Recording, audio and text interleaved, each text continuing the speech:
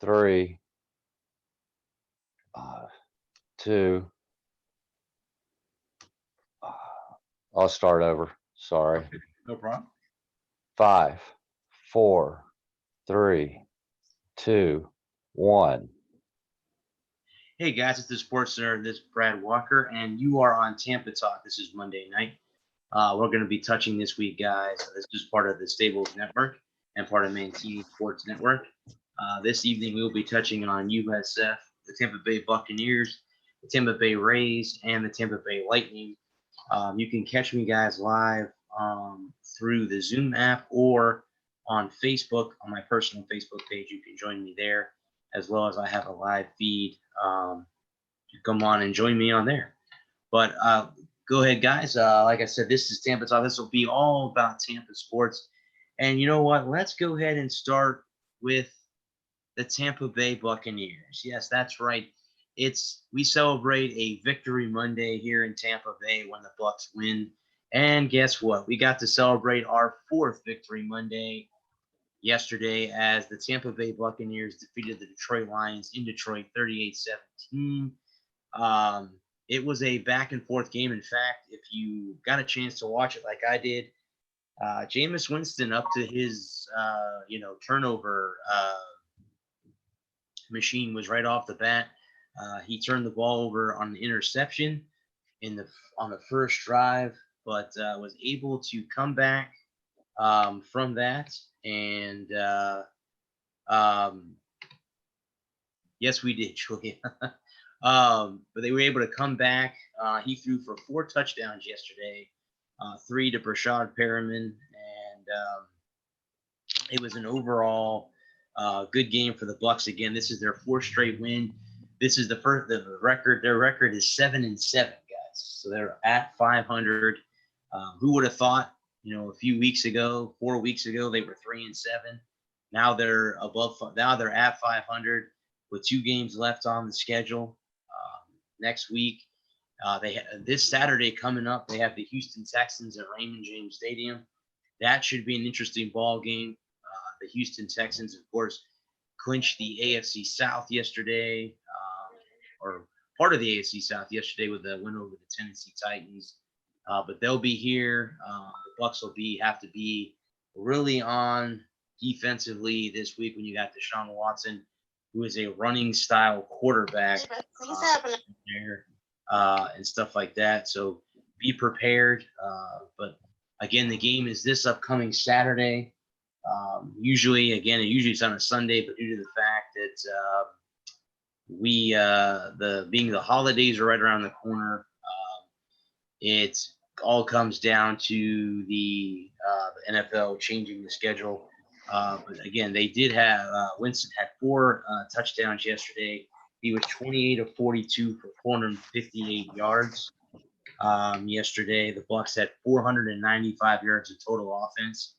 Again, they only had just the 1 turnover, and that would have been the interception.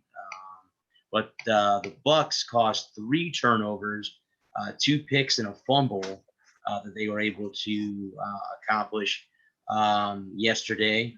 The defense held the Lions to 295 total yards. So that was something to say the least. In fact, the defense held the Lions to 4.7 yards per play. And the Lions had more drives than the Bucs did by 1. But again, the Buccaneers did what they do. They continue to play well. The only bad thing that happened yesterday is they lost Chris Godwin, Scotty Miller, both to hamstring injuries.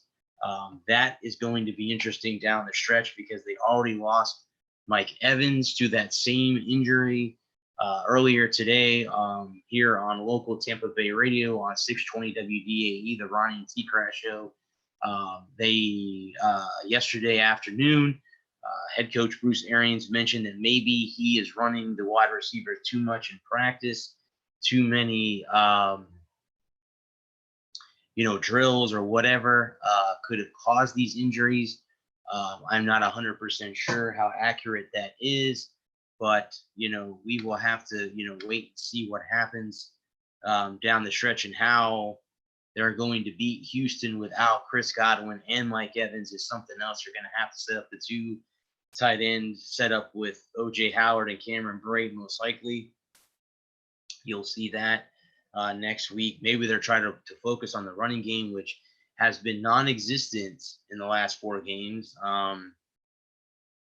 In fact, yesterday, the Buccaneers had only 49 yards on the ground on 29 attempts, which means they averaged 1.7 yards a carry. The leading rusher was Ronald Jones for 11 carries for 23 yards. That's it, guys. That's it. So they basically have not had a running game. Again, they continue to take the ball away, and they're scoring on those possessions. That's the difference right there. Is they're scoring, when they need to. The last 4 weeks have been interesting.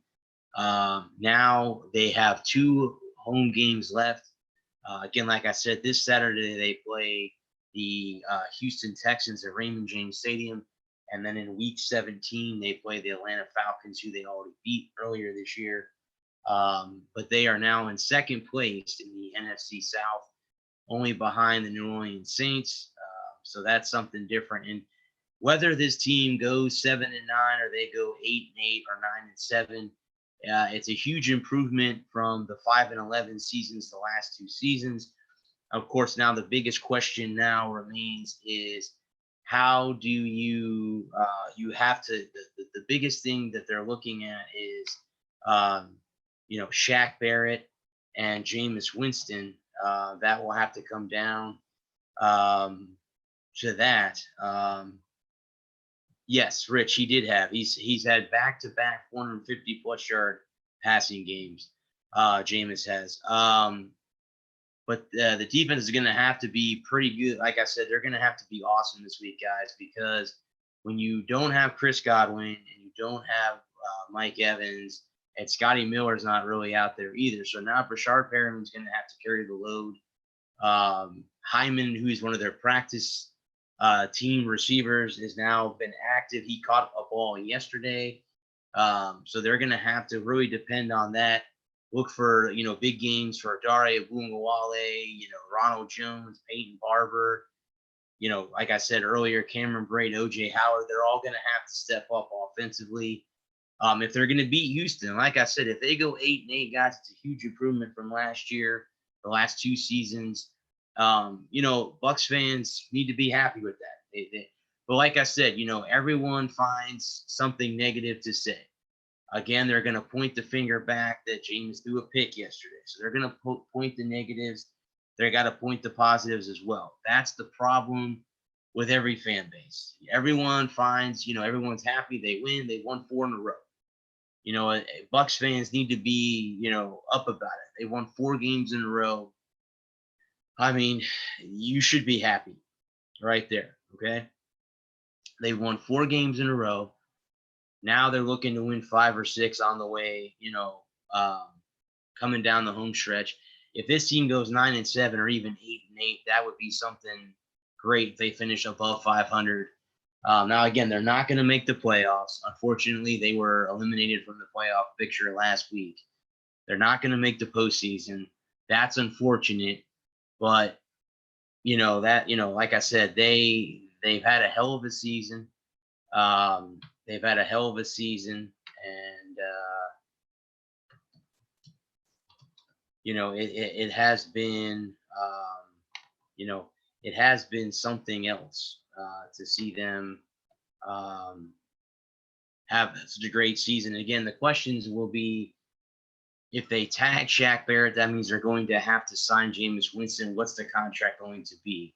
Is it going to be a 2-year, $20 million deal? Is it going to be, what kind of money is he going to make? If he continues to play well, and and all of a sudden here recently, they're funning and gunning it, meaning that they're just, stepping back, heaving, throwing because it's working. Byron Leftwich has that offense kind of rolling a little bit. Todd Bowles has the defense. I mean, that secondary that we all can pick on has stepped up, including Sean Murphy-Bunting having his first pick 6 yesterday. Both him and Scotty Miller both got their first touchdowns as NFL players yesterday. So that secondary has gotten better. The defensive line has been outstanding with Nassib, Sue, Shaq Barrett, and of course Vita Vea in the middle. And then of course, if you go to the linebackers, you got Devin White, Levante David.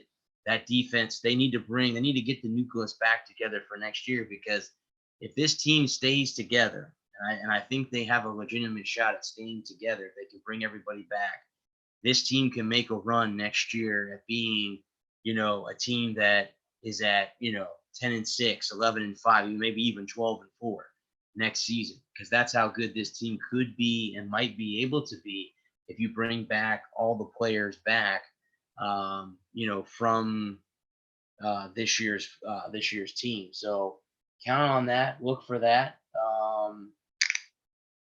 for them to try to get everyone to come back next year, because the team definitely is good enough. This year's team, if they can keep the nucleus together, could come back next year and be a force to reckon with. But they are playing very well as of late. And you know what? I mean, it just sucks that they're not going to get a chance at a playoff spot, because if this team gets 2 wins, they're 9-7. That's just, that's something else. Even if they go 8-8, it's not a bad one either. So the Buccaneers, again, guys, won their 4th straight game yesterday. Look for, I'm hoping to come back here next Monday, the eve of Christmas Eve, to say they've won 5 in a row, because that would be kind of cool if they were able to do that against Houston. That's a very good team. A lot of people are pointing the finger at, they beat teams that don't have a winning record. Well, okay, they beat a team yesterday, beat the Colts with a winning record. They beat them. So they've done that. If they go and beat Houston, Houston's a playoff team. They can, if they beat them. And I mean, again, we can point back to the beginning of the season too, with the coulda, woulda, shouldas.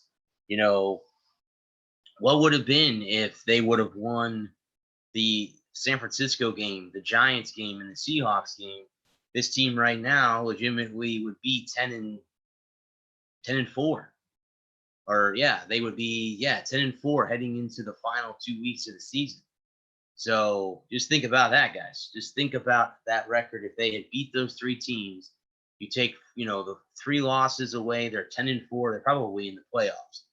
We're probably talking about a playoff, them having a playoff chance. But again, if they finish 9-7, guys, which I think is a reality, because again, it's going to be tough to play Houston without their big weapons on offense. But to me, this team has a shot at finishing at 9-7, at least 8-8, and that will be the worst that they can finish. I think. I don't see them losing the final 2 games. If they lose on Saturday to the Texans, I don't see them losing to Atlanta in the final week at home. So we'll have to just wait and see what happens. But the Bucs did win their 4th straight yesterday, and again, went through the stats earlier.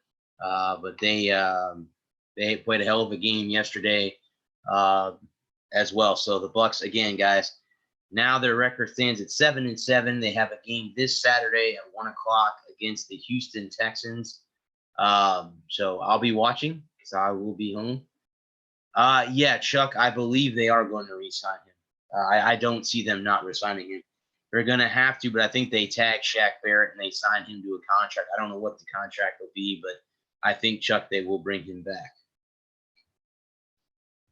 All right, guys, let me go ahead and jump into the Tampa Bay Rays. Again, not a lot going on because it is the off season, guys. Now that we are in December and we're getting through the month here, we're a few months away from spring training happening. Late February, early March is when you will start to see teams start reporting for spring training, and then we'll be talking about Rays baseball on Mondays here live. But I got some articles that I downloaded over the weekend. So now the Rays went out and signed a if I'm pronouncing this guy's name right, pardon me if I'm not. Yasumoto Tsugu, I believe is how you pronounce the guy's name. I'm not 100% sure. But it leaves, with his addition, it still leaves $14 million left for the Rays to sign players.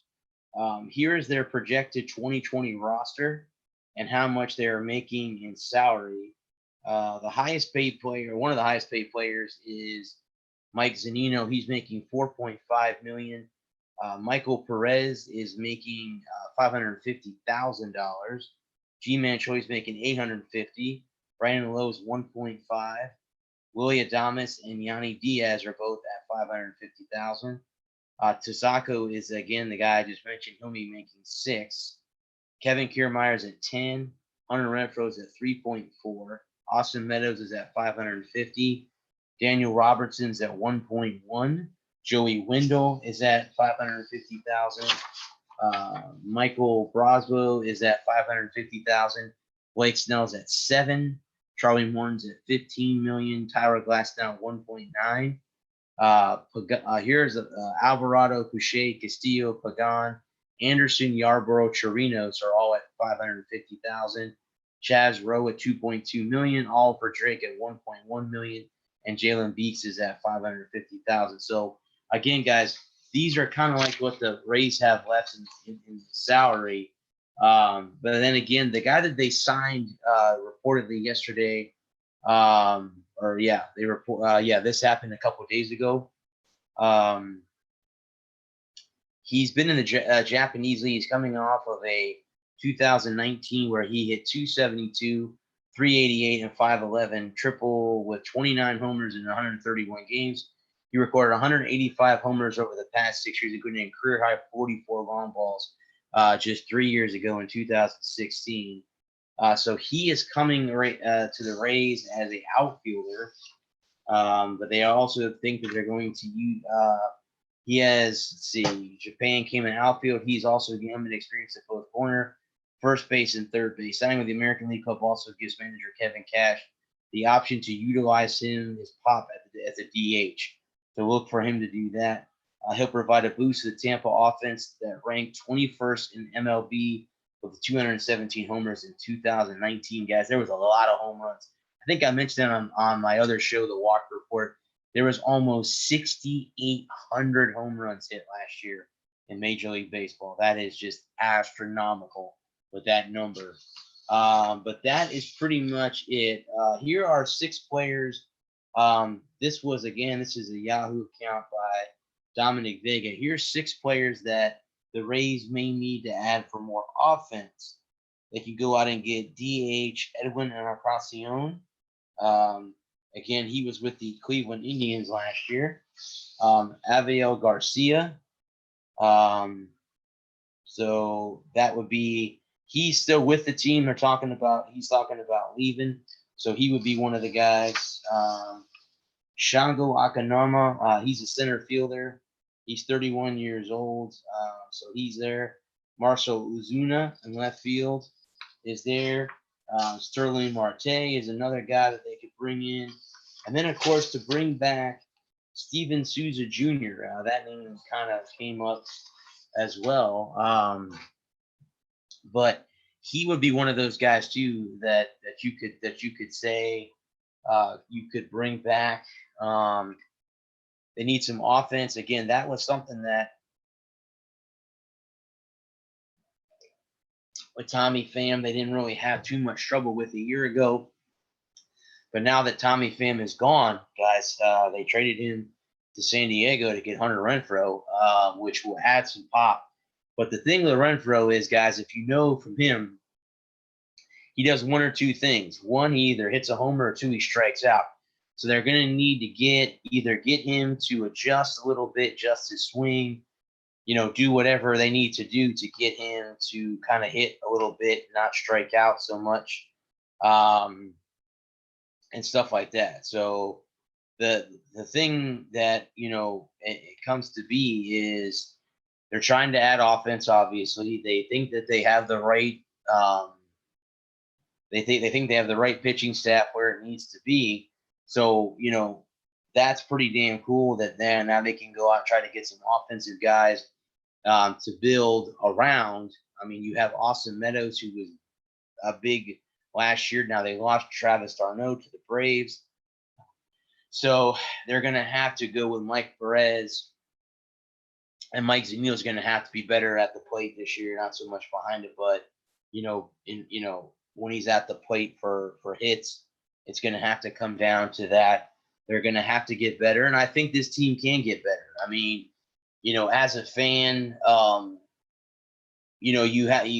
think if I was a fan of Boston or New York, I'd be kind of scared right now. The Rays are coming. They've won 90 plus games the last 2 seasons. Look for them to continue that streak. I really honestly can say I think that they really, in all honesty, can do it. Can they make a run at an AL East championship? Absolutely. Now they don't have the money, obviously, that the Red Sox and Yankees have, but they've shown that they can do it without having that kind of, pop. So that, guys, I mean, that kind of breaks it down for the Rays. I mean, again, not a lot of news right now, again, because we are in the off season. Nothing really going on. There was a few trades that went down that weren't Rays, orientated. So really nothing to report there. But they continue to try to make the moves that this team needs now. Further point, if you did not hear last week, Stu Sternberg met with the St. Pete mayor to talk about them possibly leaving the team here. Now, here's the thing. You have Rick Kreisman, who's the mayor here in St. Petersburg, saying that he is not willing to share the team with Montreal. And I think this gave more leeway to Stu Sternberg. And by count it down, guys, 5 years from now, we could very likely be talking about the final Tampa Bay Rays season in St. Pete or in Tampa Bay, because that's when they could legitimately buy out of the Tropicana Field deal. So legitimately, I hate to say fast forward 5 years from now, and it would be that way, but legitimately the Rays could be in Montreal in the start of the 2025-2026 MLB season. Could very likely not have the Tampa Bay Rays anymore, but we'll hope and pray maybe somebody will step up and buy the team in the next 4 years. 5 years from now, maybe we'll have a new owner that wants to keep the team here, wants to work with St. Pete or Tampa to keep the team here. Legitimately, you definitely don't want to lose your team in any way, shape, or form. But like I said, right now, it looks very slim. I think Kreisman thinks he did the right thing. I think on the further hand, I think he just basically handed the keys to the car back over to Silverman and saying, okay, well, that's the way you want to play it. Then you know what? We'll just go ahead and we'll move the team when we can in 2024. And I want to move it to Montreal. So unless someone steps up and buys the team from Silverman before then, the Rays very likely the last season here in Tampa, unless there's a new mayor who decides that he'll go with with him, then with Stuenberg, then it looks like they will have the games in Montreal. They want to have a half a season there, half a season here. And Kreisman does not want that. He wants the team to stay permanently here and play all 81 home games here at Tropicana Field. The funny thing is, they had a stadium deal in Tampa near Ybor City, and they decided not to do it. I don't know what happened with the deal, but they decided to go against it. And now that basically is it. They, they decided not against going to Tampa. So again, guys, let's just, if you're a Rays fan out there, just hope and pray that they can get some kind of deal done, or ownership will be step up and they can get something done so that the Rays stay here in St. Pete and don't end up, half the games in Montreal and then half the games here in St. Petersburg. All right, guys, so let me go ahead now and jump into USF. If you did not hear this show last week, the USF Bulls have hired their 5th head coach in team history. Co-offensive coordinator of the Clemson Tigers, Jeff Scott, took the job officially last week. The press conference to announce him took place last Wednesday. He is excited to be here. Of course, now he will return to coach Clemson in their shot for a 3rd national championship. They are, of course, in the college football playoff, and they'll be playing the Ohio State Buckeyes in the first round. If they survive that, they will play the winner of the Oklahoma LSU game. Again, that could be Oklahoma, that could be LSU. And Clemson could get beat by Ohio State. So we don't know how that'll be as we get closer to New Year's. We'll, not next week, but actually next week, I think, is when we'll find out. Next week or the week after, earlier, we'll find out, where everyone is at. But Jeff Scott will be returning to Clemson to help them coach. This article that I have up, guys, on my computer is by Janie DeFreen of Bull Stampede. The Daily Stampede. Excuse me. That is the USF newspaper. Now, a lot of people are criticizing Coach Scott that he is not hot on the recruiting trail, that he is out trying to find boosters and trying to get the fans to come back to Raymond James Stadium. As a writer, and I've been a press credential writer thanks to iRock Media. Check out the website, guys. It's either iRock Media or WBLZ Media. Check it out. I have a lot of articles up there. Being that I've been a press writer for them the last 2 seasons and have had the opportunity to cover USF football, the attendance at USF football games, unless there's a huge traveling team, have deceased. And I mean, I was at games this year, not a lot of attendance, the fans, and this is something too. You can watch college football games all around the country. And what is the one area of the stadium that you see is the most full? That's right, the student section. Guys, I went to a few USF games this year, and there was nobody in the student section. It had gotten to the point here with Charlie Strong that the students were not even coming out to watch a football game at all. Jeff Scott said in his press conference he wants to get the students back. He wants to get the alumni back. He wants to get the season ticket holders back at Raymond James Stadium to fill it like it was when Coach Levitt was here during the early stages of this. Because again, guys, I've talked to people who were alumni and have been season ticket holders to the Bulls, since the football program started. And they said that you couldn't buy a ticket for USF. For the Bucks games, they fill all 3 sections. There was all 3 areas of Raymond James Stadium filled to the capacity when USF was good. He is trying, guys, to go out and do just that. Try to get everybody back on track. Now, the thing that comes down to it is basically this. Now, he is, Adam, they do play at Raymond James Stadium. So now the question is, here's how the Daily Stampede did this. They're talking about, is he doing the right thing by not recruiting, but by, trying to get the boosters to come back? Here's some tidbits from the article. Charlie Strong did not like this part of the job. Charlie Strong is a football coach. He would love nothing more than to be left alone to coach his players and recruit, talking to donors, schmoozing and hitting the reception and banquet circuit were not his favorite things to do, and they never have been, all the way back when he was at Louisville. We can say he wasn't good at chatting up boosters and big donors because we don't run any of those circles.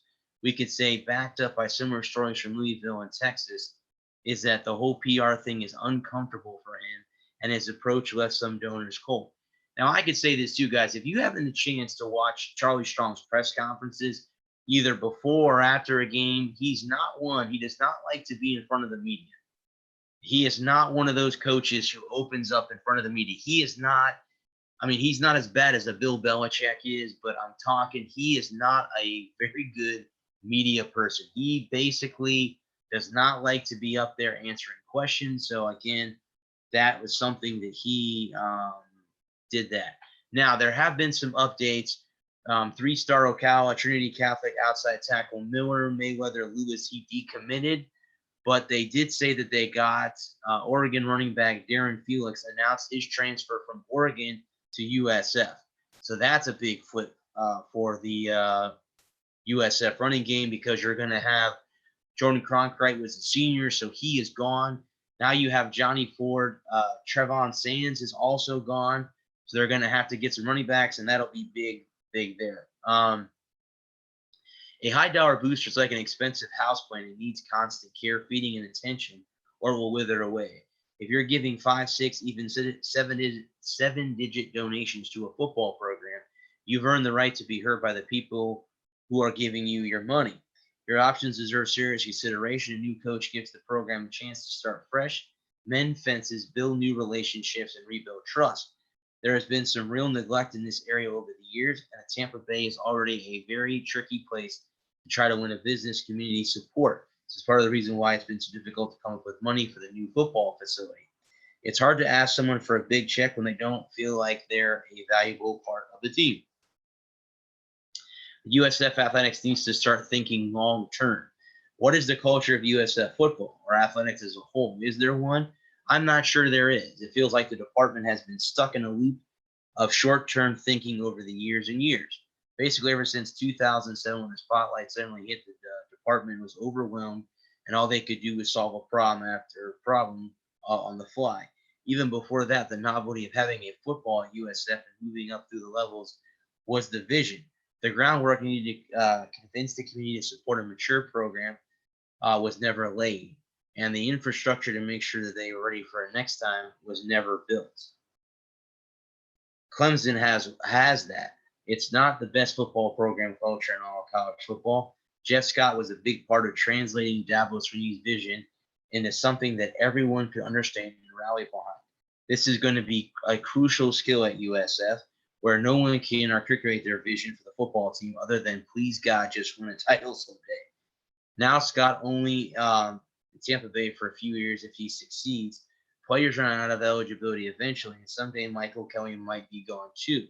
A thought that makes us cry ourselves to sleep at night. The only people you know are going to be around for the long haul are the boosters and the fans. It makes sense that there's the first group that needed to get on board with the vision of the program. Why be in such a hurry to save the class? I hate to break it to you all, but USF is not winning this league next year. If you ask me, just getting to a bowl game in 2020 would be an accomplishment. What difference does it make if they end up in 6th best recruiting class in the conference like they have now, or they're the 4th best or the 8th best? Another example of short-term thinking. I'm not saying punt the class completely, because they're all still good players here. They're a low rank partly due to how few commits they have. It's not earth-shattering class, though. I think you're better off getting what you can, trying to luck in the transfer portal this year, and making a big recruitment push in 2020. I'm sorry, 2021. Excuse me, guys. I didn't mean to say that. People need to get off of social media. There's been a lot of people that have been talking about that as well. But as far as Jeff Scott goes, guys, he's trying to get out there and bring the boosters back. And then again, like I said, here we are again with, they're trying to, as Adam said a couple weeks ago, you have to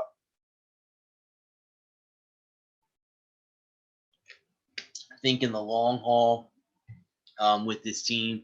And I really do believe that Coach Scott has the right mindset moving forward. Because of his vision, I think by going out, getting the boosters and getting the fans back. Because like I said, guys, let me just say this: going to the games last year, other than the Wisconsin game, there was not a lot of people in the stands. I mean, like I said, a couple of the games I went to, especially near the end, the Temple game, the Cincinnati game, there towards the end of the last few home games I attended, there were not a lot of people in the student section. I wasn't there for the Memphis game. I was at the Lightning game that night. So I don't know what the student section was like there. But like I said, guys, it's just disappointing to go to a stadium, and especially a college stadium, and not see your students showing up for a game. That's just disappointing. So again, I agree with what the article was written, that I think that they need to he's doing the right thing. Like I said, recruiting, again, it could be a big push for the 2021 season. I did hear when I was going to the Lightning game last Monday, in fact, that they said that they're projecting this team to go 6-6 or 5-7 in 2020. But then in 2021, they have the team going, moving up and going, say, 10-2 in the 2021 season. So we'll just have to wait and see. We'll have to wait and see during how it all goes. And well, what's up, Phil? We'll just have to wait and see what happens with them moving forward. But I do believe that Coach Scott's got the right thing going here. As I'm looking over, guys, I'm a big hat collector. I have 3 piles of hats, and it's funny, the hats on the top rows, there are 2 USF hats and a Gator hat, and it's the official university logo of the Florida Gators. It's the U, the orange U with the blue F below it with the state of Florida and the Gator standing on top of it. I'm hoping to get credits in 2021 because, again, on September 11th of that year, the Florida Gators will be here at Raymond James Stadium to play USF. So that's going to be a freaking good game. It'll be tough for me because I'll have both my favorite teams in one stadium. So we'll have to wait and see how that goes. But yeah, I think I agree with the article. I think Coach Scott's doing the right thing. Let's look how it goes. If this team can win 6 games, win 7 games this year, that would be great. I think it would be a huge turnaround from last year. And you know what? And as far as winning a conference championship, that's not out of the woodwork either. So let's just, keep thinking positive about it. Keep thinking positive. I think, like I said, I think, Coach Scott has it going right now and has it going the right way. So USF is heading in the right direction, in my opinion. We'll just have to hold back. And, like I said, guys, I hope to be able to go to the spring game in April when they play to see.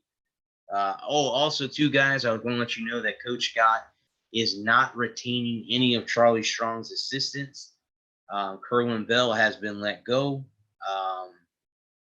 They also have let go of the defensive coordinator, and they've also let go of Sean King. So, again, Jeff Scott will hire new assistants. He is not taking any of the assistants. And, to me, I'm not shocked. As far as I'm concerned, Kerwin Bell's offense just didn't work here. We don't have the right players to run that style offense. It looked so good, guys, at the spring game, but during the season, it just did not work. There was a couple games that did, but again, against weak defenses, against, the pivotal defenses like the Wisconsins, the Memphises, the UCFs, it just didn't work. And but that is that, guys. So kind of No, Phil, I think that they said it was more dumb of letting Sean King go than Kerwin Bell as far as recruiting goes. They were talking about that earlier on the radio today here locally that they were surprised that they let Sean King go.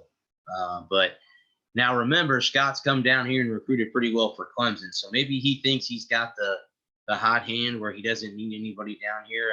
Again, we'll just have to see if that comes back to bite him or if it doesn't come back. We'll have to wait and see how that all comes down. But that's it, guys. Like I said, no more assistants. Jeff Scott will be hiring new assistant coaches. I hope to have more USF news moving forward. Maybe I'll hear about the indoor football facility possibly being built here soon. That would be great to hear. So we'll have to wait and see on that. And again, too, also, if I know this is really not anything Florida related, but again, if you guys did happen to catch the Army Navy game from last Saturday, again, I never missed that football game. I don't think we were surprised at the outcome. I think the guys that were pulling for Army, were disappointed. Navy is a very good football team. But again, guys, there's a lot more meaning to that game than just a football game.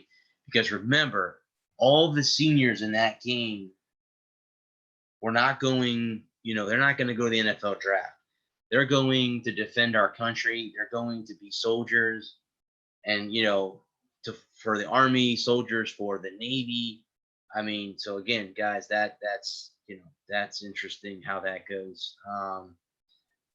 But anyway, guys, that's it for college football for now. Next week, guys, I'll probably get into some bowl games with Florida and Florida State and Miami. If the bowl games haven't happened yet, I'll have to look at the schedules. We'll talk about Bethune-Cookman and all of them as well.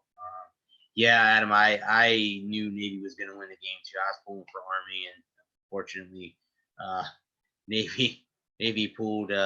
They played a hell of a football game, and their quarterback is one of the best in Perry. So that was just interesting enough to say the least. So, guys, let me end with the Tampa Bay Lightning. Last Monday, coming into it, there was no game. There was no show last Monday. I was at the hockey game against the Islanders, and I just had. Let me just say this: I had an overall bad day last Monday at work, and then going to the game, and then going at the game when you see your team lose 5-1, and you are amongst all Islander fans who echo you about things. So that happened last Monday, but there were 3 games before tonight. The Lightning went 2-1 in those games and got 4 out of 6 points, which is great. They beat the Florida Panthers the night after, the night of my this show last week. They won 2-1. They beat Boston on Thursday 3-2, and then they lost to the Capitals 5-2. And then this upcoming week, guys, they're at home against the Ottawa Senators, who are one of the worst teams in all of the NHL, and the Dallas Stars, who are a mid-level team. And then we travel to Washington next Saturday. So they were here this past Saturday. Now we have to go to D.C. on the 21st. And then we have one more game, guys. My next show, next Monday, the 23rd, we're home against the Florida Panthers before we take the break all the way through Christmas until we get to Montreal. And then we have Detroit on the 29th. And then I might get with my friend Julia and go to her house and watch that game on Sunday, the 29th. And then, of course, New Year's Eve, we have the Buffalo Sabres at 7 o'clock in Buffalo. The funny thing, guys, if you're paying attention, we will have the Florida Panthers and the Buffalo Sabres done, and I mean done, before we even get to the new year. So we will have played all 4 games against. So far, we are 2-1 against Florida, and we are 3-0 against the Buffalo Sabres. Now, here's the thing, guys. You're looking at this. People are saying, okay, This team, they win 2, and they take a step back. Let's pump the brakes a little bit, guys. Let's, again, like I said last week, let's pump the brakes a little bit here before we start. Before we start this, don't fret about it. Don't do it. Just don't. Because as of right now in the division, guys, we have 35 points. The third place team, the Montreal Canadiens, has 36 points. Toronto has 36 points also. We have 3 games in hand on Toronto and 2 games in hand on Montreal. We trail the Buffalo Sabres by 4 points, and we have 3 games in hand on them. So this is far from being over. This team does have a lot of work to do, but has improved from the months of October and November. I have seen improvements from the games I've watched. I think they're starting to find their groove. Look for them to dominate tomorrow night against Ottawa. I would venture to say that they're going to have a sour taste in their mouth after the loss on Saturday. I would say look for them to get back on track. But only being 4 points out of second place in the division, I'm not, it's not time to push the panic button. I don't think you really have to worry about that. This team will figure it out. All good teams do. The word adversity, or if I'm pronouncing that correctly, did not happen to this team last year. Okay. This team did not. Yes, I did see Taylor Hall get traded to Arizona. But they, this team will figure it out. They didn't face any of this last year. This year they're facing it head on, and they're doing it very well. They've done a very good job the last few weeks. And like I said, they currently stand just 1 point out of third place in the division, which is a wild card spot. Or 1 point of being being one of the top 3 teams in the division. And like I said, you have Ottawa coming up, you have Florida coming up, and Detroit coming up. Those teams are all below the Lightning as we speak. And we have Montreal as well. I think did I say we're playing them? Yeah, I think we play the Montreal Canadiens as well. So they're all within striking distance, and so is the Buffalo Sabres, who we play on New Year's Eve. A matter of 2 weeks from tomorrow, we'll be playing the Buffalo Sabres for the final time during the regular season, and we have to play them in the playoffs. But at least the final time in the regular season, you'll have to play against them. But like I said, guys, don't push the panic button yet. Now, one of the things that happened in the Saturday's game, Nikita Kucherov got hurt. I'm looking that up right now. He is day-to-day after taking a shot off his right ankle on Saturday. They expect him to return before the Christmas holiday. Now, again, that could be this week, that could be next week, but that's pretty good news as well. So that's good news there. Tampa Lightning that's been going 7-2-0 against the teams from the Atlantic. Last Atlantic loss came on October 12th when they fell to the Ottawa Senators. Okay, so earlier this year, guys, we already played Ottawa earlier in the year. Let me face back and see what the final score in that game was, because it was back 2 months ago in October. So let's take a look here and see what the final score was there. Okay, we lost 4-2 in Ottawa earlier this year. Okay, so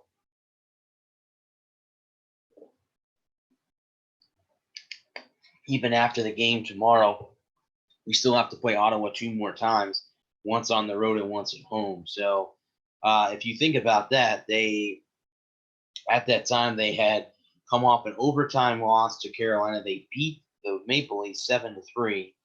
Then they would go to Ottawa, lose, and they won against Montreal and Boston. Then they went on to lose to Colorado, and then they beat Pittsburgh, and then they lost to Nashville in overtime, and they lost to the Rangers. And then the next night they had a wild game against the Devils.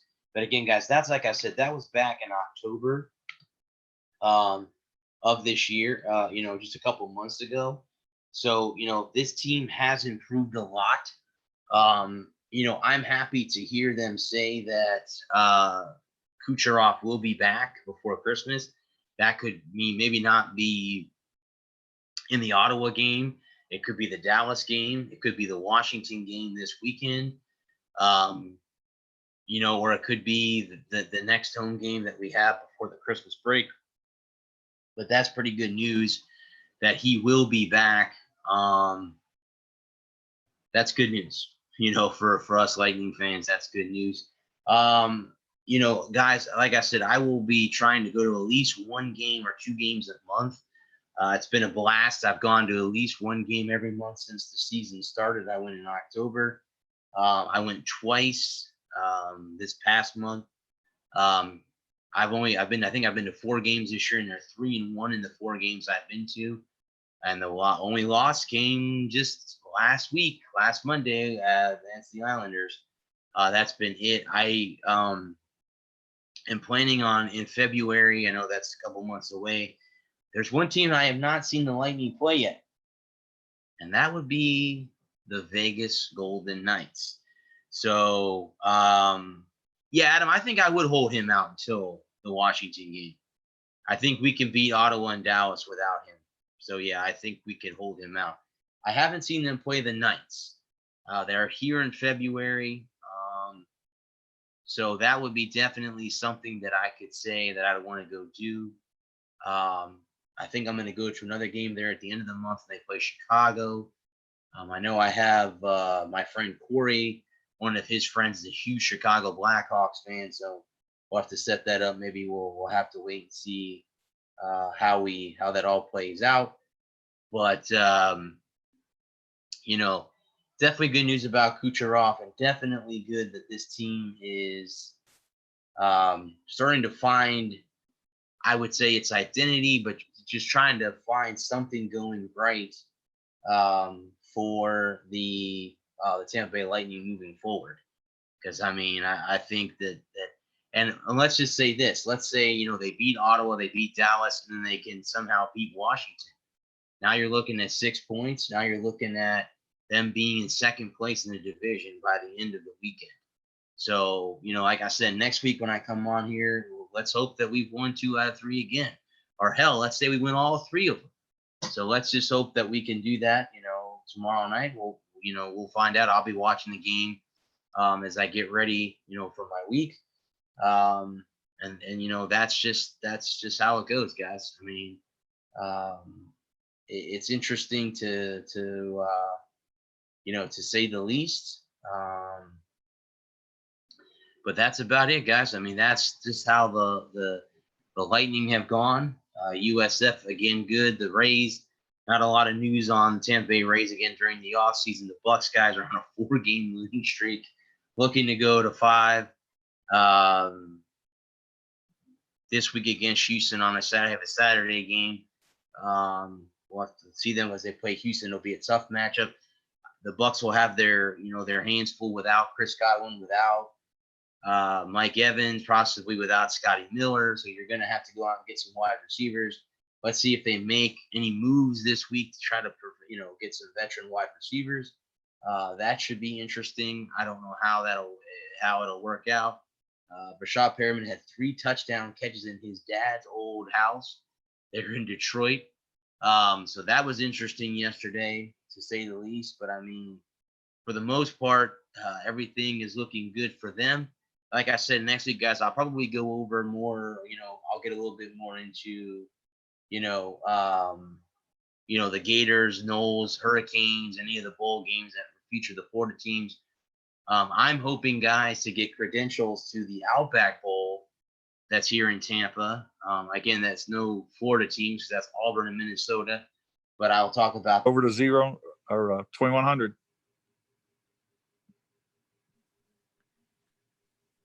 Yeah.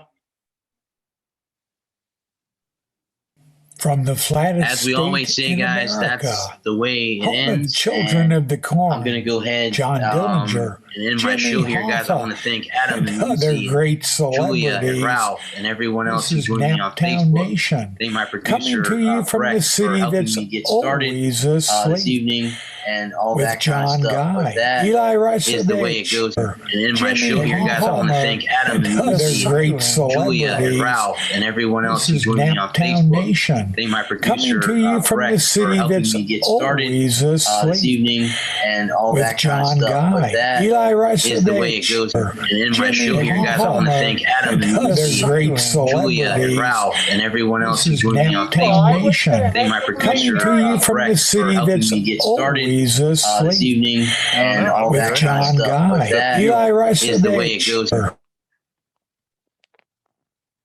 Well, that was interesting. Did you get the intro? I sort of, kind of. Hi, Peggy.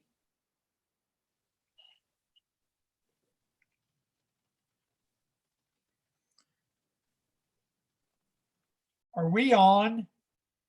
I'm not showing Peggy is connected. I've got Peggy's iPhone on mine. Okay. Well, hey, Peggy. Oh, she's not going to answer. Gosh.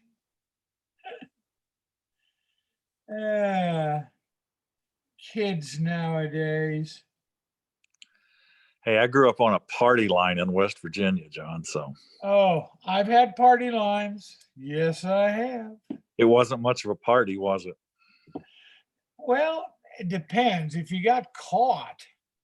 Oh, Uh, I remember my grandma used to unscrew the mouthpiece on the receiver or the receiver. She was always listening to these people's phone calls. They were on the other side of a little creek that ran behind her house.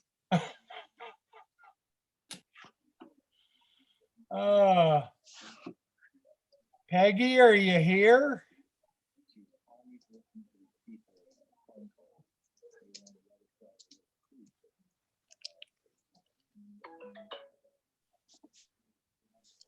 Hey, John, I'm sorry about that. That's okay.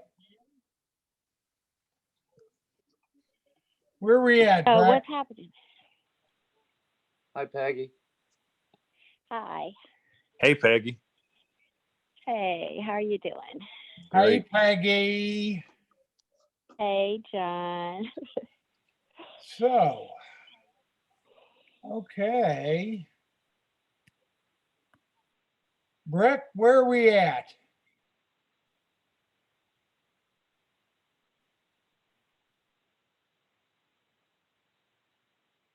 Oh, Brett.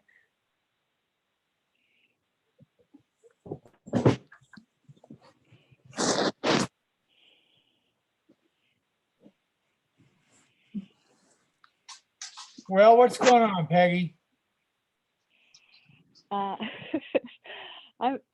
Everything's fine in sleepy Sarasota. So what's happening in Indianapolis? Well, here in Speedway, Is that where we're gonna have about 10 inches of snow on the ground in the morning. Oh, John, Yep. can you hear me? Yes. yeah, I did. Oh, sorry. Oh. I got knocked off. You are rolling, actually. And I apologize for that. We're It's rolling. like technical difficulty there. We're rolling, unlike the Colts. We're rolling. Well, sure we are. Well, good evening, folks. I guess. I don't know.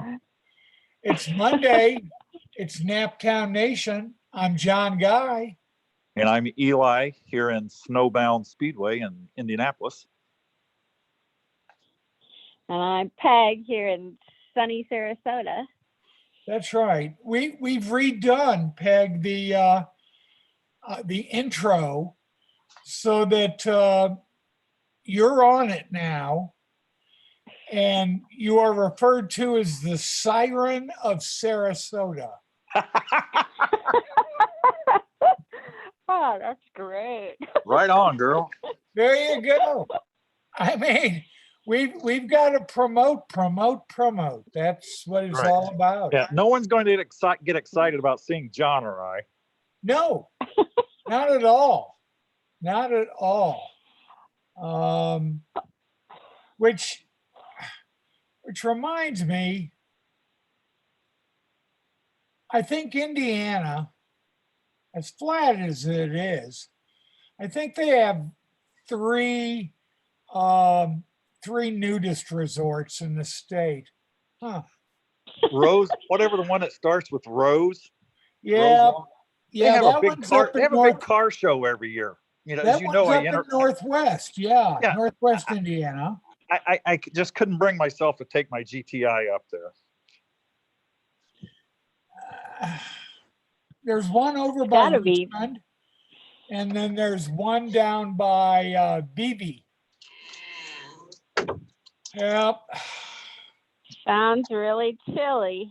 Well, I was gonna say, I 10 bet they're inches not. snow. Bet they're not nude tonight.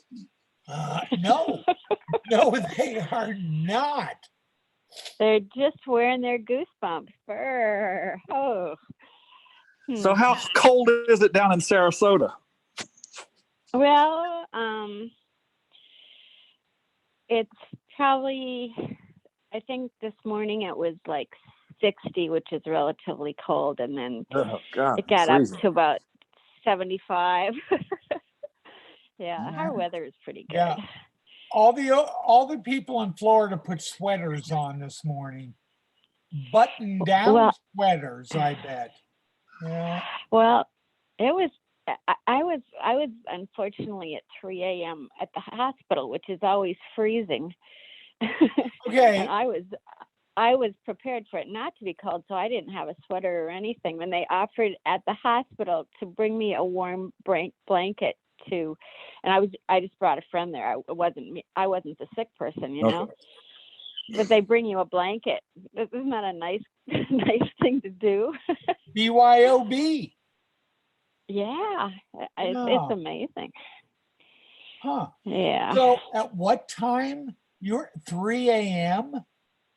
Yeah. Okay. Yeah. One of my friends had surgery at 7, so that's. Oh, we yeah. had to be there. I was going to say really early. Yeah, doctors in Florida, they don't get to the hospital at 3 a.m. No, not even in an emergency. They're asleep. No, I don't know what it is about doctors. I think they just kind of roam around. And like a year or two ago, I was in the hospital, and all night long there were people coming and going, and in the it must have been about 3 a.m. I heard my doctor's voice. He's from South Africa, and he said, Peggy Palmer, how are you? And I was like, oh, I must be having a really bad dream. What is this? But the doctors, I think, have incredible hours. I have a new respect for them. Unless they're specialists, I think they spend a lot of time. Of course, they make a lot of money on those hospital visits too. But yeah. Anyway, so what's happening in Naptown Nation? Well, it was a kind of depressing weekend in football. That being said, we have bowl games. Oh my God. Eli, IU's going bowling.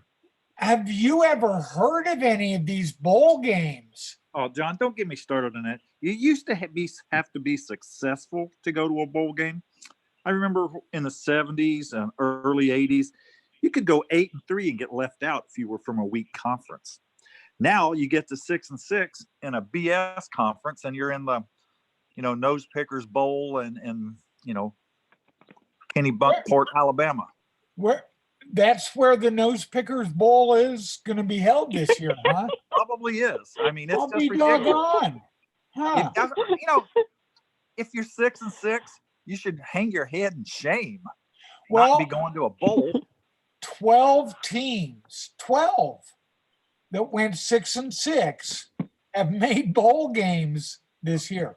Then you'll be watching a game and they'll go, holy moly, U's going to the bowl for the 13th consecutive season. And I'm like, they've had 5 winning seasons in that 13, Yeah. It's just like, I put it down with the participation trophy phenomenon. I'm really proud of my kids. Hard-nosed, all 4 of them boys. I like to say on 2 state championship game teams. But I was their coach in youth leagues. And 3rd grade, we did not win first place. I think we were 3rd, and they're giving out trophies. And they call our team up, and we're going through, and the kids are all excited getting a trophy. They hold a trophy out to my sons, who are identical twins, so they brought them up together. They hold the trophies out, and I can't remember which one of them. I think it was Nate says, "I don't want that." He goes, "That's for losers." It was a participation trophy. He goes, "We didn't win anything." No. And they wouldn't take them. I was so proud. Everyone else was just horrified of these 2 kids. I was so proud of my sons. And they're right. Why should you get an award for being mediocre? Yeah, that's true. That's true. I mean, what the heck? Well, I'll tell you what's not mediocre right now. What? Is a couple of our basketball teams are doing pretty well. They are. I know you loathe the NBA, John, but Pacers are holding their own. Not, a star can be a 10 to 12 game difference in your win-loss record. Pacer Star has yet to play, and they've won 2 out of 3 games they've played. They're 3rd place in the East. IU looked a little weak, barely beat Nebraska, but they've got a pretty good team. Purdue's down, still got a winning team. Butler's playing very well in the Big East. So college basketball is looking good here. Colts are looking pretty bad tonight, getting manhandled. I'm putting usually I'm pretty hard on their defense, but the defense has played pretty well tonight. Got a lot of bad breaks, very field position. But and I'll give a shout out. Obviously, Notre Dame's going bowling. I mean, Oh yeah.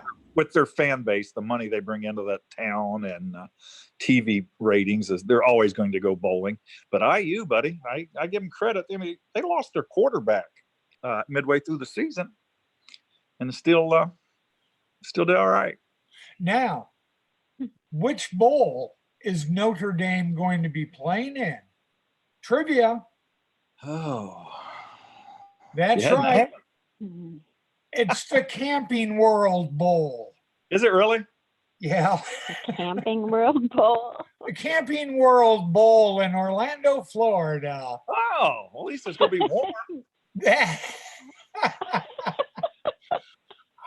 I don't know. South Bend, John. Good Lord. I mean, at least Arizona State is playing in a bowl that people have heard of, the Sun Bowl. Yeah, Sun Bowl used to be a big one. It used to be. Mm-hmm. Who are they playing though? At least Notre Dame's got a real opponent though. They're playing Iowa. But then you have bowls like the famous Idaho Potato Bowl, the Lending Tree Bowl. Oh, yeah. If you lose, they come and take your university. Is that the way it works? That's a title loan. That's what's going on. Holy smokes. The Celebration Bowl? Really? No. Oh, God. The Cure Bowl. That's in Orlando. Why does Orlando have so many bizarre named bowl games, I wonder? Huh. I'll be darned. Hey, Eli, next Monday, I am going to be trying my hardest. I just got a Christmas card from one of my Facebook friends. Do you remember back in the ABA, back when the Pacers were actually a team to cheer for? You remember the name Stu Johnson? Sure. He was a 3-time ABA All-Star. I'm going to try to get him on next Monday's show. Oh, that'd be fantastic. You know, and Stu's weird. That's why I'm definitely gonna contact him.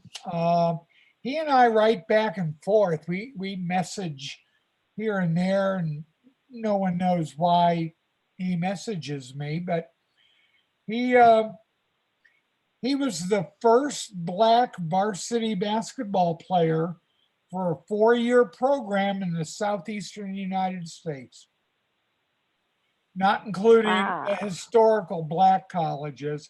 He played for Murray State, and that was back in 1963.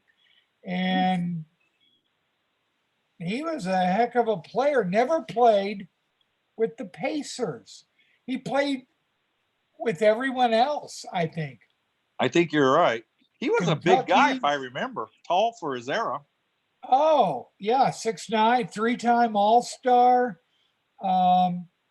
Scored over 10,500 points in the ABA. Never played in the NBA. And he played, oh my God, we got to talk to him. I'm pretty sure he played for Wilt Chamberlain Wow. with the San Diego Conquistadors. Gosh, I remember that.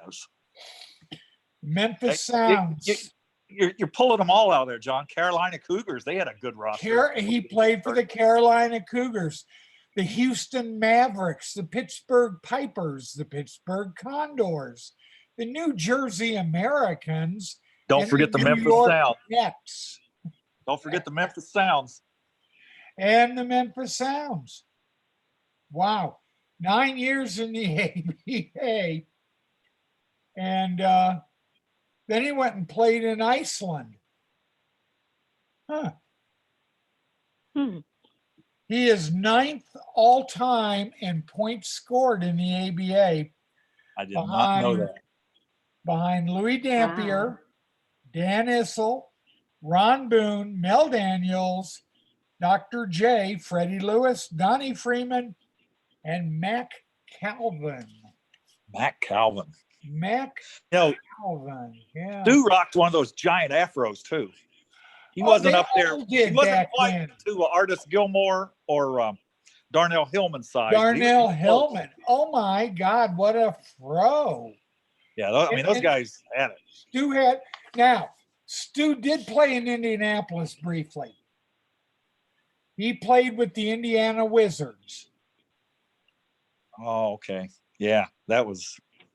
That was sad. Yeah, I was going to say he had to be an old man then.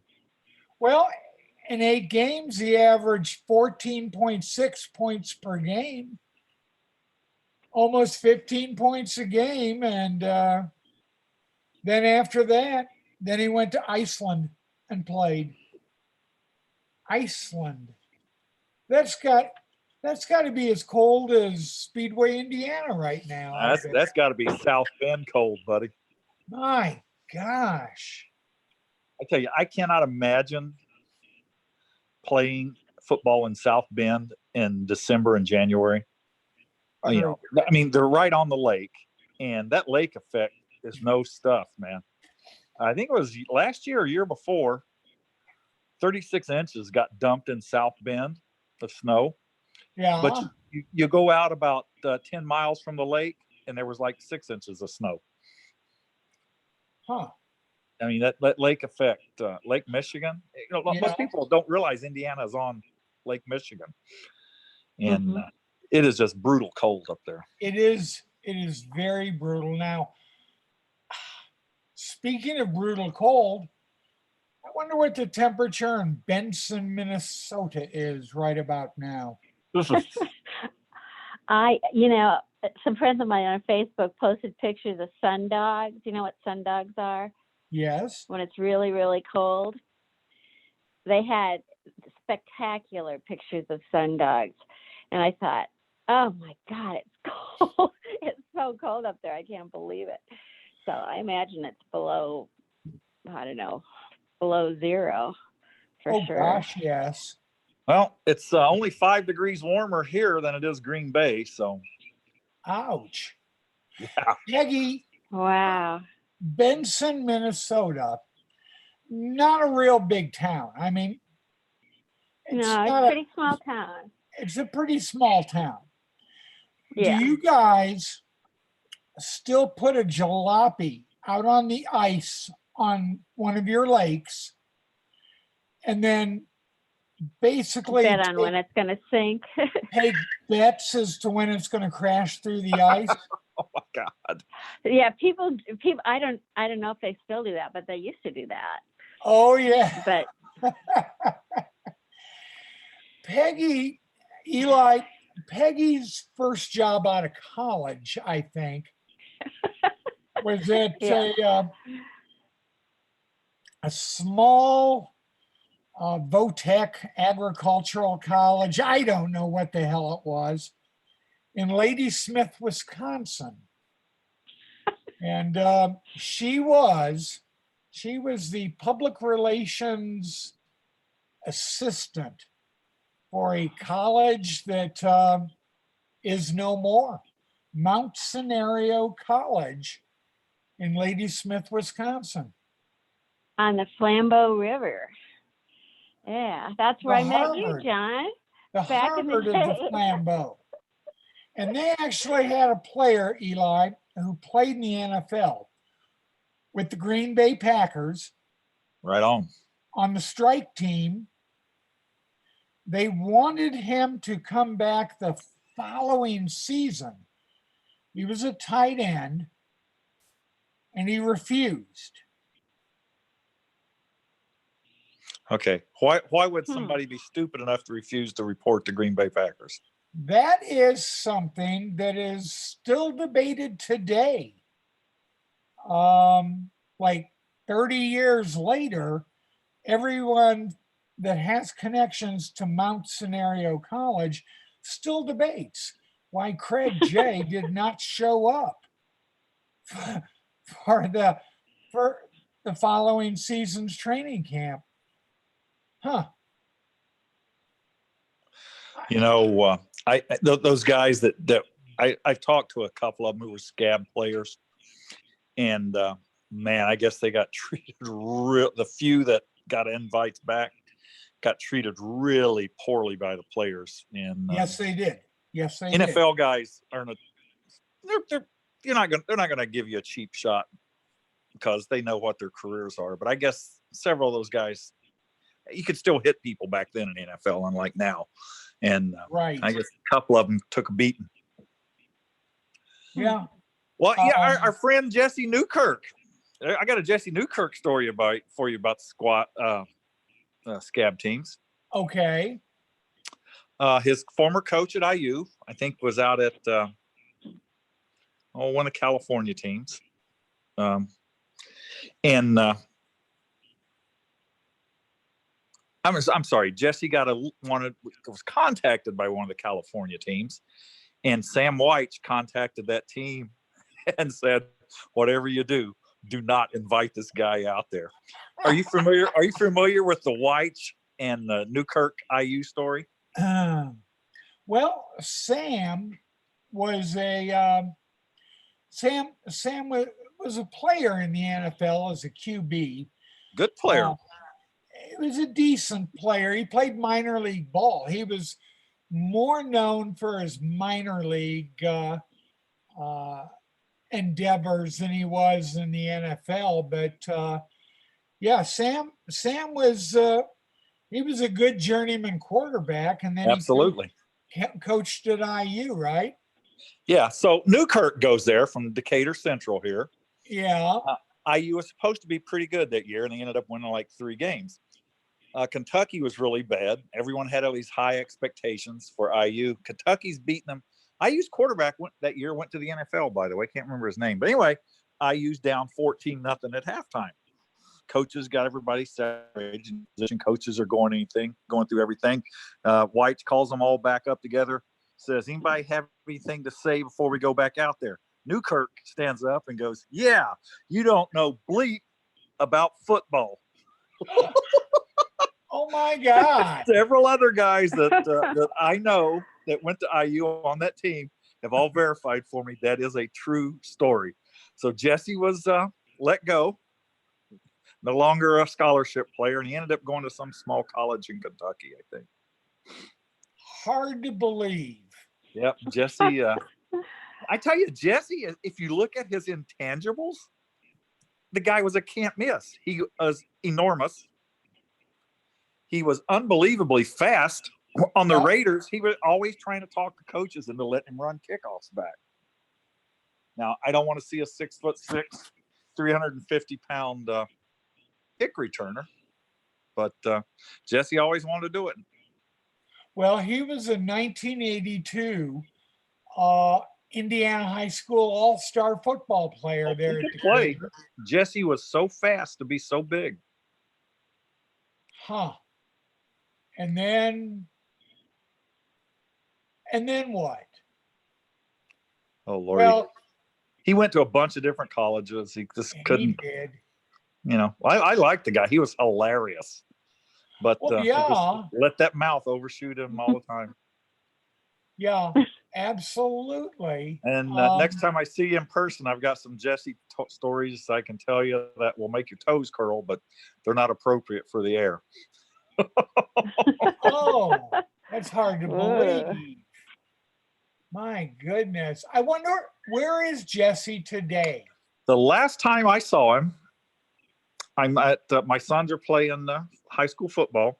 Right. I look over on the sideline of this other team, George Washington High School. They're on Washington Street. Yep. And there's this thing that comes out of the locker room door, and it fills the door up. I thought, oh my God, that's one of the biggest humans I've ever seen. I start looking and I'm listening. It was Jesse Newkirk. He was an assistant coach at George Washington. Now that's been a few years. Yeah, it's probably, it's been over 10 years because my boys are 29 now. But yeah, that's the last time I saw Jesse. My sons come up to me after the game and they're like, "Dad, did you see that guy on the sideline over there?" They're like, "That's the biggest human we've ever seen." I said, "That is the famous Jesse Newkirk," because I had to share all my Jesse stories with my boys. Sure. And, wow. I don't know if he's still here in Indy or not, but that'd be a guy to look up to get on the show, John. Oh, it would. He's in the Decatur Central Hall of Fame, of course. Oh, I'm telling you, he was really good in high school. Oh, he was, but again, getting thrown out of each game so he could have a cigarette. He's not lying. John's telling the truth. I am. He'd get tossed out in the fourth quarter. He'd just calmly walk off the field, walk up to me and go, "Hey, John, give me a smoke."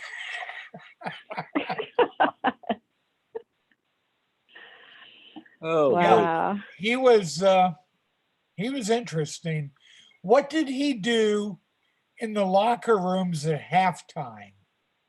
Smoke cigarettes, drank beer. Okay. I'm going to guess it was cigarettes, John. We're gonna go with that. Sure. Yeah. There is a person who was inducted into the Decatur Central Hall of Fame back in 1987 by the name of Cindy Bean Blossom. Seriously. That one doesn't ring a bell.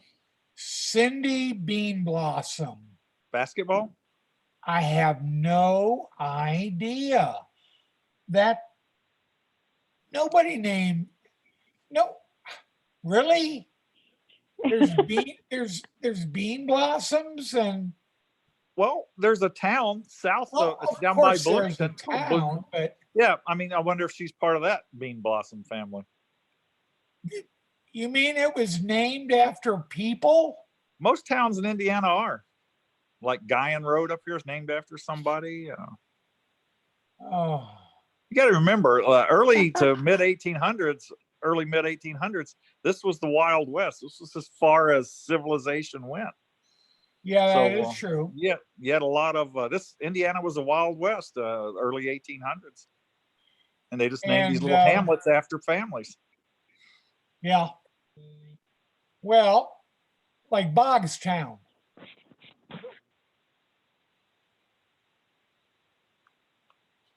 Huh.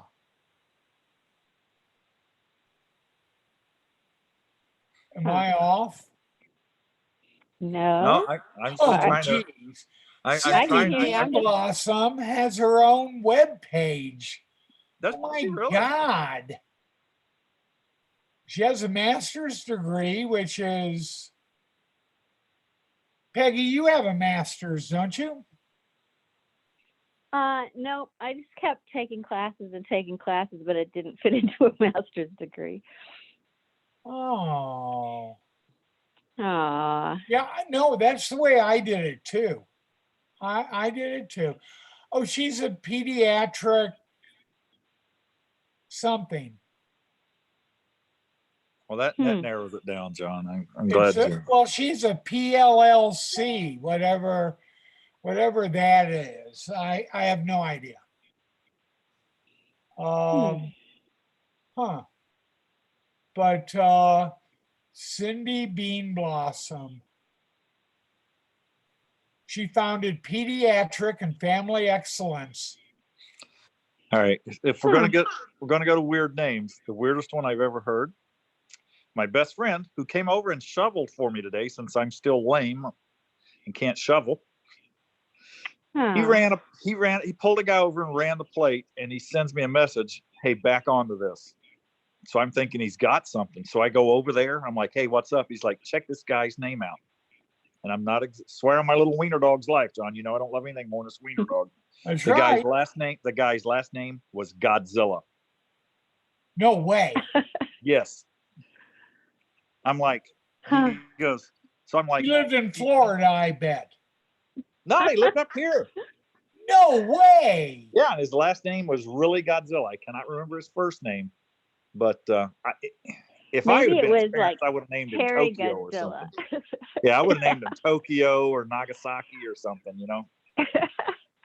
When I was in Godzilla. college at Gustavus Adolphus College in Minnesota, there were in my class there was a woman named Fairy Goodwin and another one named Ivy Shoots. Wow. Those pretty strange names. Well, Well, there yeah. was South Wayne Junior High, fed into Ben Davis where I went, John. Yeah. There was a Mr. Virgin was the teacher. And I'm not making this up. You can guess what his daughter's name was. Ima. No. I am not making that up. Swear on the I'm wiener a dog. virgin. I'm a Virgin was her name. That's horrible. It is. I would have wanted to punch him in the throat. You know, my kid. You know, I told you my boys are. I didn't want to know if they were boy, girl, whatever. And I told Chris, I said, if they're a boy, girl, I want to name them Boris and Natasha. Well, you know, she wouldn't have it. She's like, no, having your last name's bad enough. My kids are not going to have jacked up names. And she was right. But yeah, I think Mr. Virgin needed a quick kick in the pants on that one. My grandson who goes to Ooey Pooey, which for the uninitiated is Indiana University, Purdue University, Indianapolis, IUPUI. His middle name is Tamerlane, Tamerlane. Tamerlane was a Mongol. He was a terrorist, somewhat like Attila the Hun, somewhat like Genghis Khan. Tamerlane was not a nice fellow. Well, at least he's lucky enough to have a middle name. I don't even have one. Well, really? Yeah, I get Wasn't tired it? of writing on federal documents, NMI, because every now and I find someone stupid enough to ask me how you pronounce it, and I'm like, it's for no middle initial. I'm serious. No middle initial. Just to let you know, Cynthia Bean Blossom was a swimmer. Ah, She went to Earlham College in Indiana. Then she got her master's degree from Auburn, and she's completed 3 years of her PhD, also at Auburn. well, good for her. And let me see, she was a swimmer on Auburn's varsity swim team, and she taught the varsity men's swim team. They were the first team in Auburn history to win an NCAA title. Wow. So that's She knew what she's doing. actually from Decatur Central. Boy, she went far. She had more smarts in her finger than Jesse had in his whole body. Well, that's pretty much true. And I think in Peg's honor, we need to throw in another, just a quick Florida story. A Florida man was accused of groping a woman on a flight, and he was arrested, but he told authorities that the president says it's okay. Only in Florida. I don't know. I think it's probably all over the country. How about the Florida man who made the beer run with a little alligator in his hand? Huh. Now, that's a Florida thing. Yeah, we don't have many games up here. Ooh. Hey, DNR said that they verified we have had a couple of armadillos, though, John. Where? In Indiana? Yes, sir. Southern part of the state. Really? Really? I'm all excited. I want one. Who wouldn't want Have an to watch armadillo? it. Well, they're really cute, but I think they carry like leprosy or some weird disease like that, don't they? Well, see, I've had Armadillo? everything under the sun. I'm a physical wreck, so I'm not even worried about leprosy. Yeah. Well, they say leprosy, but I've never seen anybody in Florida with leprosy, and we have There you armadillos go. all over the place. So. Yeah, I see. Every time I go down south, I see them dead on the road everywhere. But What? People with leprosy? Yeah. no, yeah, people. Yeah, the leprosy communes, John. Yeah. Wait, the lepers are dead on the road in Florida? Well, I guess it does kill you. No wonder they used to segregate them in the Bible. Wow. They even have their own sports team, don't they? But it's a nudist leper colony. The lepers do? Yeah. There you go. They fumble all you the have time the because their fingers Panthers, fall you can off. have the So. lepers. Wow. When you get that to be accurate, John? Florida man pulled over for DUI does cartwheels while telling the cops about how much Chardonnay he drank. Have you ever had a drunk do cartwheels for you, Eli? No. Would you? Well, maybe instead of like walking the line, maybe because there's a lot of circus performers and stuff in Florida too. So maybe they had them do cartwheels. Maybe they were bored and they wanted some entertainment. No, don't deviate from the 3 standardized tests. That'll blow up your face in court. Or if the idiot hurts himself, they're going to say, well, he was in your custody. So there's no way in Hades I'd let anybody do something like that. Now, this is an interesting factoid, Peggy. Ringling Brothers Barnum and Bailey Circus. Yeah. They were headquartered in Florida, right? In Sarasota. Yeah, we have the Ringling College here, the Ringling Museum of Art, John Ringling's home, right here in Sarasota. During the off season. And you know who else lives here? The guy who walked the tightrope across Niagara Falls. The Valinda? Yeah, Nick Walendo lives here. Yeah. In fact, I well, met him. They did a commercial here, and I helped with lining up some of the people who are going to be in the commercial for Canon cameras. But I don't think they ever used it. They did a lot of production on it, though. But do you know where Ringling Brothers, Barnum and Bailey Circus would basically, when they weren't in Florida during the off season, where they would be? Baraboo, Wisconsin, right? Remember Joe Baraboo from Baraboo? Remember him from Mount Scenario? Yeah. Baraboo, You Wisconsin. remember Joe? Don't try to link me. was- You're trying to link me to Mount Scenario College. Don't be going there. Don't be going there. It's Don't you remember him though, Joe Baraboo from Baraboo? Yeah. And his dad was like the mayor of Baraboo. Gosh. That's actually a really kind of cool little town. It kind of is, but Eli, don't they go to Peru, Indiana? Peru, Indiana, Circusville, USA. Circusville is Peru, Indiana, yes. And Ringling Brothers would bring that train up every year to Peru, Indiana. I don't know why. I just don't know why. I don't know why you would want to link me with Mount Scenario College, Peggy. I have all these questions. My goodness. I don't know. I just like to basically, well,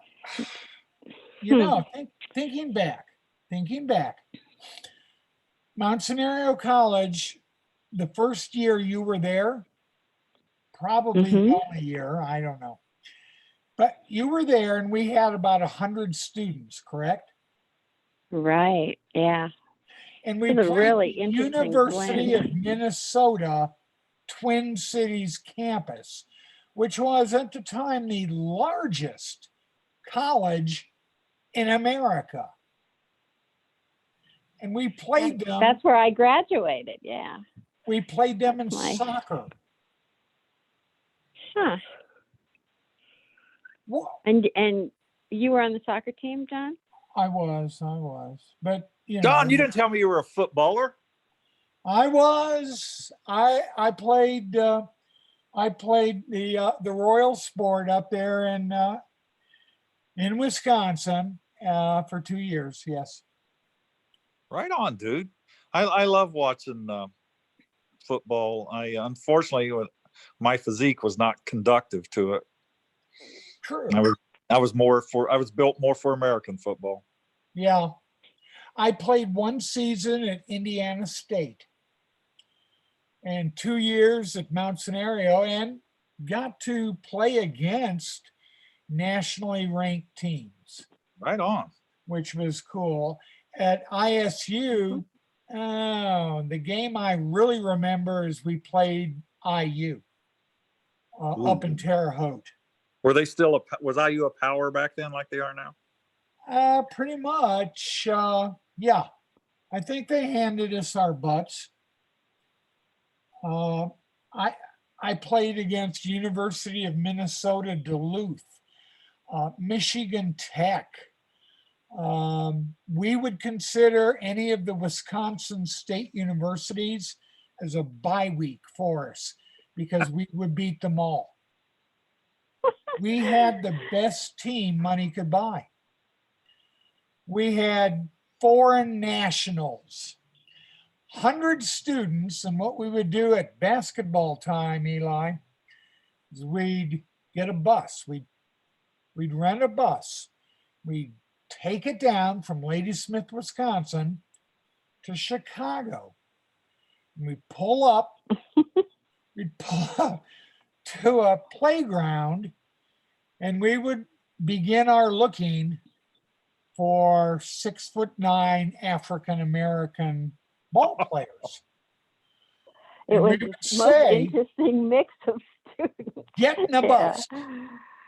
You, sir, are a college student. Well, we would load the bus up, bring it back up there, enroll them in classes that they would not attend, and they would flunk out at the end of the first semester after taking our team to fantastic heights. We would take the bus Literally. back down during Christmas break and pick up a new team for the second half of the basketball season. Man, that sounds a lot like SEC football, John. Oh my God, it was unbelievable.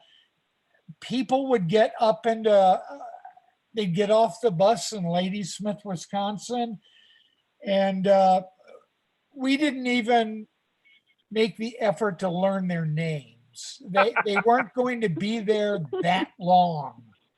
They really weren't. The faculty at Mount Scenario was actually heads above many small colleges in the Midwest. And so I think Peggy can visualize The hybrid of the 6'9" West.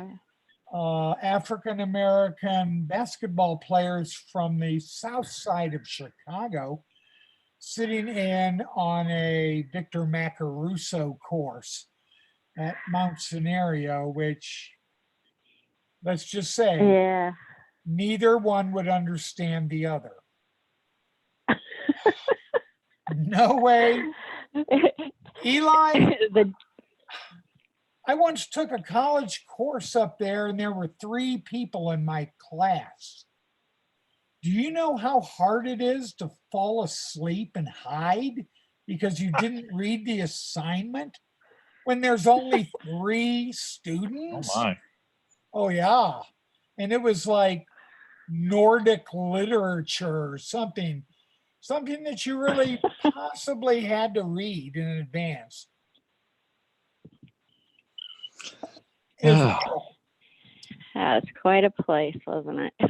The Mount had collegiate soccer, football, basketball.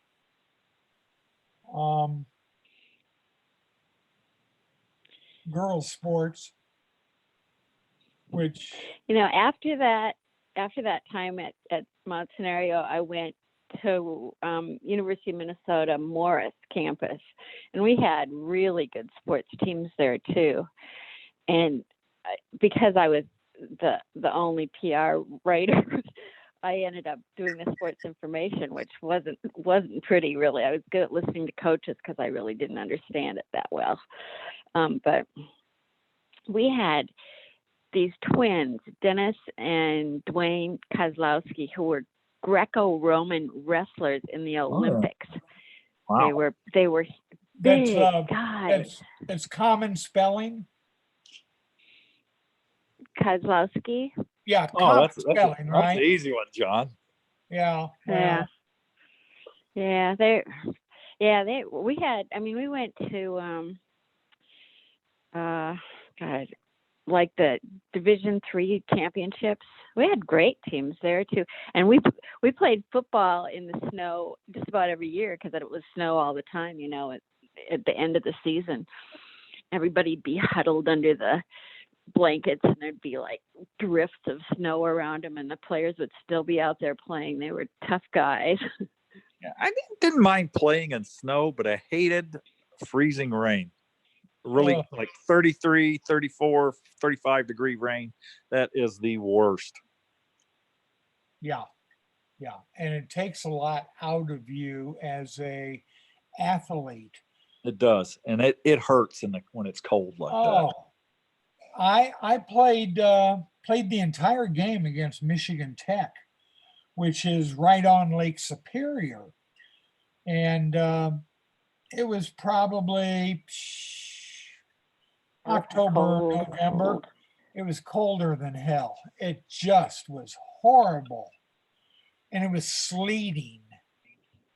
Yeah. And, soccer players, they wear shorts. They wear shorts when they play. They don't So wear they long don't have pants. winter uniforms at all. No, I guess No. they don't. you play in shorts. And you're out there, it's sleeting, it's about 34 degrees. The wind is coming in off Lake Superior. You're in shorts. Your testicles are somewhere up around your ear lobes at that point. They've just been sucked into your body just like that. And oh my God, they're just horrible. Just horrible. I had leg cramps all the way home to Ladysmith. The most miserable I ever was Wow. in a football game, John, was that one we did in Baltimore Thanksgiving weekend. Yep. There In were the old men's Colt bowl- Stadium? Oh, that was miserable. That Yes. it was like 34 degrees, rain, Yep. ice kept freezing on the ball. I'd have to snap it back sideways on shotguns so I wouldn't fumble it. It was horrible. Yeah. That was the most miserable I think I've ever been. Speaking of horrible, Eli, I just came across this story. A naked Florida man was baking cookies on his George Foreman grill when he started a brush fire. Okay, Oh, since he was come naked, on. where was the brush fire, John? I don't know. I'm trying to wrap. That's just wrong in so many ways.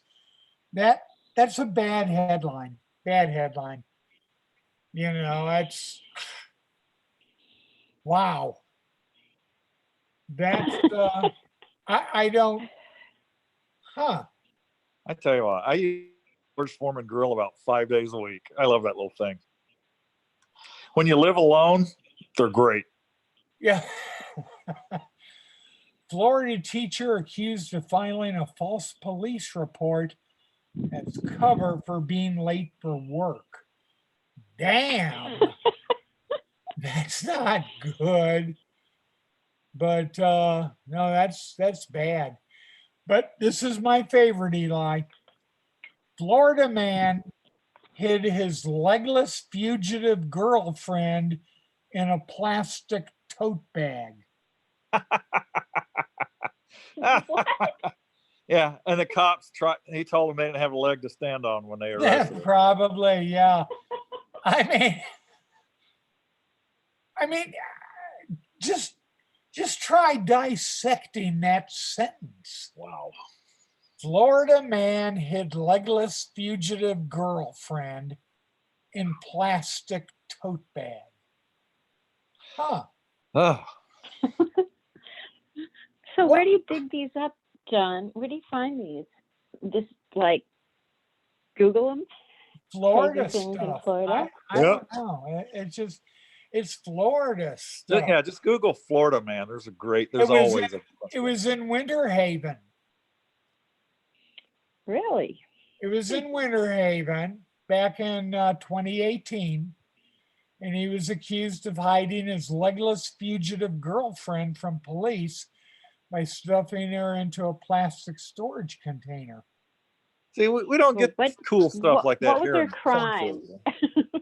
Well, yeah. You probably how- do, but you don't hear about it. If you have no legs, how can you be a fugitive, Eli? Well, that one guy's a pretty good football player with no legs, John. I mean, Well, that's true, but honestly, and I don't mean this to be a sound as horrible as it's going to come out of my mouth, but a girl like that, I just have in Florida especially, I could see her having sellout every night if she was a prostitute. oh well, you'll like this. You ready? I know that sounds sick, but I can, unfortunately, in my line of business, I can see it. No, what I'm now going to tell you sounds sick. Why she was legless. She got at a Burger King into a gunfight with the police, and she had a BB gun and they had Glocks, Ugh.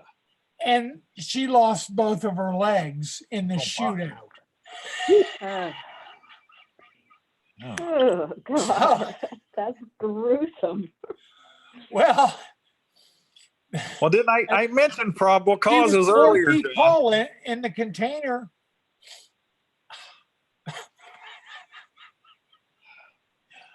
Well, she was probably pretty bitter.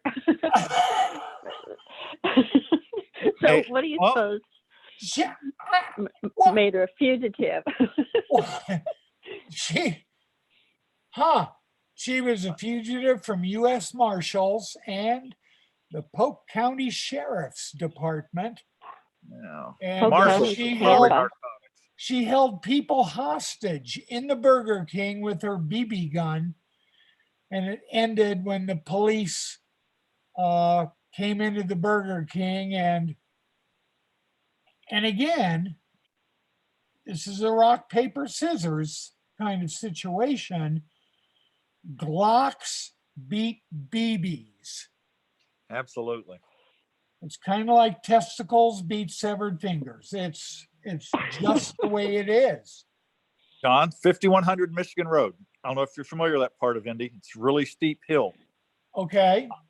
I had a guy get out of a station wagon, old Woody station wagon on me, and flee southbound down the hill in his wheelchair while I was back in my car writing the summons paperwork. I got out, chased him down. I was young then. Filed fleeing from a law enforcement officer, and the prosecutor filed it. And I'll never forget sitting in court, and the prosecutor's like, "Was he in a wheelchair?" And I'm like, "Yeah, read the probable cause." I got a conviction on it though. There you go. Only time I've ever filed fleeing on someone in a wheelchair. Wow. Wow. My stepdaughter worked for the state of Arizona. Was coming home from work one afternoon, and there was a gentleman at a 6-way stop, and he was attempting to cross the street, and he was naked. Is this in Florida? No, Central No, Phoenix. it's Arizona. Central okay. Phoenix. He was naked, Just checking. trying to cross the street, and he was having trouble pushing the little button on the walk, signal, so that he could cross the street. Because turns out he was not attempting to push said button with either of his hands. John, I knew where you're headed. Well, no. oh yeah, she called me from the car and said, "You will not believe." But I worked at Central Booking at downtown Phoenix, the sheriff's office. So you'd believe anything. So yeah, it did not faze me. It did not faze me.